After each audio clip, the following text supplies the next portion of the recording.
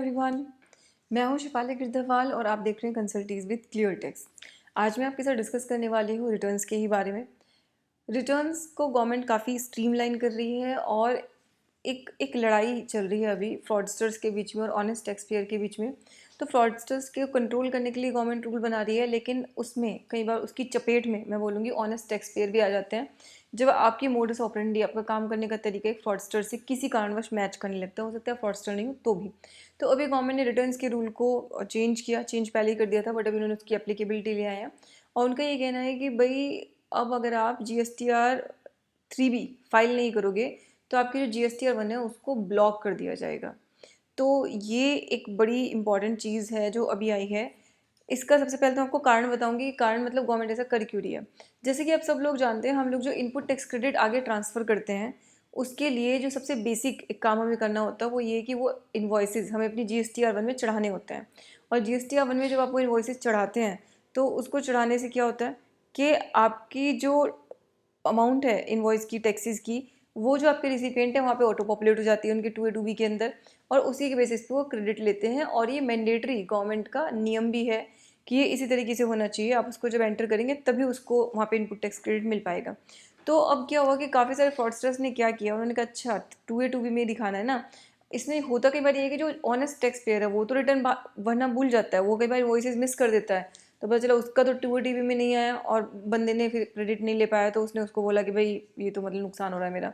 लेकिन जो मैंने देखा फ्रॉडस्टर्स है वो अपनी बिल्कुल सही रिटर्न फाइल करके क्या करेंगे, करोड़ों रुपए का टैक्स इस तरीके से दिखा देंगे, करोड़ों की सेल करके, और उसको अपने को पूरे को GSTR में दिखा दिया। लेकिन टैक्स का पेमेंट हम करते हैं 3B फाइल करके, तो 3B उन्होंने फाइल की नहीं। तो गवर्नमेंट ने कहा कि इस तरह तुम गवर्नमेंट को चूना लगा रहे हो कि तुम 1 फाइल करके सामने वाले को टैक्स क्रेडिट तो देते जा रहे हो, और उसने क्रेडिट भी ले लिया, गवर्नमेंट के अकाउंट में पैसे आई नहीं क्योंकि तुमने 3B भरी नहीं, पेमेंट तुम्हें 3B से करना था। अब यहाँ पे 2-3 सवाल खड़े होते हैं इस प्रोविज़न की वजह से। मैं आपको इसकी एक बहुत ही मतलब एक इंडिपेंडेंट आपको एनालिसिस करके दिखाऊंगी। इसमें अलग अलग लोग जो अलग अलग पक्ष में खड़े हैं उनकी अलग अलग सोच होगी इस प्रोविज़न के बारे में। सबसे पहली बात तो ये आती है कि क्या ये अल्ट्रा वायरस है, क्या लॉ के हिसाब से गवर्नमेंट ये कर सकती है। सेक्शन 37 ऐसी तो कोई परमिशन नहीं देता। साथ में अभी गवर्नमेंट जो सेक्शन 37 की रिटर्न यानी कि GSTR में जो हमने दिखाई है सेल, उसको जो टैक्स है उसको सेल्फ असेस टैक्स भी मानते हैं, जबकि सेल्फ असेसमेंट हमारा तब होता है जब हम सेक्शन 39 की रिटर्न फाइल करते हैं, यानी कि हम GSTR 1 फाइल करते हैं, कोई भी सेल्फ असेसमेंट नहीं करते, तो वो हमारा सेल्फ असेस टैक्स हो ही नहीं सकता। बट अब गवर्नमेंट ये भी कहती है कि नहीं, वो तुम्हारा सेल्फ असेस टैक्स है, एक बार तुमने डिक्लेयर कर दिया सेल्फ डिक्लेयर टैक्स तो वो आपकी लाइबिलिटी बन जाएगा। तो ये भी एक बहुत बड़ी समस्या है। तो अब आपको जो जेन्युइन है आप में से उनको तो मैं यही बोलूँगी कि GSTR 1 जब आप फाइल करो तो आपको 3B जरूर फाइल करनी है, वरना आपकी GSTR 1 आगे के लिए ब्लॉक हो सकती है। अब अगर आपकी कोई सच में जेन्युइन प्रॉब्लम है, अब आपकी ब्लॉक तो हो गई। सबसे बड़ी समस्या क्या होती है, गवर्नमेंट ने कहा कि अच्छा ठीक है ब्लॉक कर दो, तो ब्लॉक तो हो गई। अब लेकिन मैं उसको फिर रीओपन कैसे कराऊँ। जैसे ही आप अपनी GSTR 3B पिछले महीने की फाइल कर दोगे तो वो अपने आप रीओपन हो जाएगी, आपको कुछ करने की ज़रूरत नहीं है, आपको कोई डिपार्टमेंट में लेटर नहीं लिखना, कोई जाना नहीं किसी के पास, कोई मैनुअल एक्टिविटी नहीं। आप बस पिछले महीने की 3B फाइल कर दो, आपकी GSTR 1 अपने आप ओपन हो जाएगी। अब मैंने जैसा कि अभी तो एक डिस्कस करने की कोशिश की थी कि क्या ये अल्ट्रा वायरस है, तो भाई सेक्शन 37 तो ऐसी कोई राइट नहीं देता कि आप रिटर्न को बैन कर दो किसी इंसान के लिए कि नहीं तुम अब रिटर्न फाइल कर ही नहीं सकते। या तो आप रजिस्ट्रेशन ही कैंसिल कर दो कि भाई तुम तो फ्रॉड कर रहे हो तो तुम रजिस्ट्रेशन ही तुम्हारा कैंसिल कर देते हैं। लेकिन गवर्नमेंट ने इसको एक चेक के तरीके से यूज़ किया है कि भाई वो कह रहे हैं कि अगले महीने की GSTR 1 तब फाइल करना जब तुम पिछले महीने की 3B फाइल करो। तो नॉर्मली भी हम लोग रिटर्न सिक्वेंशली फाइल करते हैं, मतलब GSTR 1 है तो पिछले की तभी इसकी करते हैं।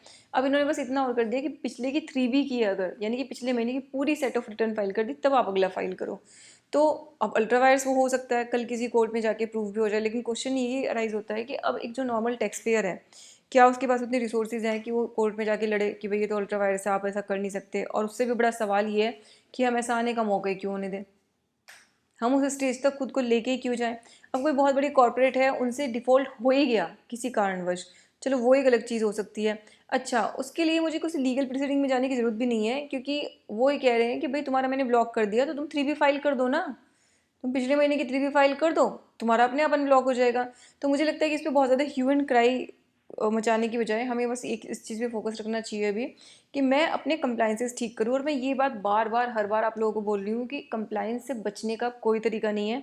आप ये चीज़ अभी से गांठ बांध के रख लो, अगर आपको बिजनेस कंटिन्यू करना है तो GSTR1 GSTR3 भी एनुअल रिटर्न 9C 9 सब कुछ सही तरीके से फाइल करने की आदत डाल लो और अपनी अकाउंटिंग भी ठीक तरीके से करने की आदत डाल लो। इसके अलावा और कोई चीज़ आपको नहीं बचा पाएगी। उसके बाद भी कुछ हो जाता है बाय मिस्टेक तो फिर ठीक है, फिर आपको जो भी कोर्स ऑफ एक्शन सही लगे आप उसके थ्रू जा सकते हैं। तो रिटर्न फाइलिंग अभी बहुत वाइटल हो गई है। ना तो आप रिटर्न फाइलिंग से बच सकते हो और ना आप उसको गलत फाइल कर सकते हो। गलत फाइल करते हो तो उस पर भी गवर्नमेंट आपको झट पकड़ लेती है। तो आपका जो एकमात्र तरीका है वो यही कि अपने कंप्लायंस बिल्कुल ठीक तरीके से करें। तो अब रिटर्न ये नहीं है कि मैं बीच में देखती थी कोई लोग बहुत ही कम अमाउंट में भी अच्छा ठीक है रिटर्न फाइल करा लो। क्यों? क्योंकि उन लोगों को पता था कि मैंने कुछ पढ़ा नहीं पढ़ा, मैंने कुछ देखा नहीं देखा, कुछ भी गलत सलत डेटा फाइल कर दिया, क्या फ़र्क पड़ रहा है भाई, उसको तो कई सालों में जाके पता चलेगा। क्योंकि शुरू में जीएसटी में हो रहा था कि कोई चेक करने वाला नहीं था और गवर्नमेंट को कुछ पता नहीं चलता, तो ठीक है साल भर 1.5 साल रिटर्न फाइल करने के बाद भी पता ही नहीं चलता था क्या हो गया। लेकिन अब ऐसा नहीं है। अब अगर आपकी रिटर्न किसी ने आपसे गलत फाइल की तो आपके बिजनेस के बंद होने तक की नौबत आ सकती है सिर्फ इस एक गलत फाइलिंग की वजह से। तो अब हमें रिटर्न फाइलिंग पे बहुत ही खास ख्याल रखना है।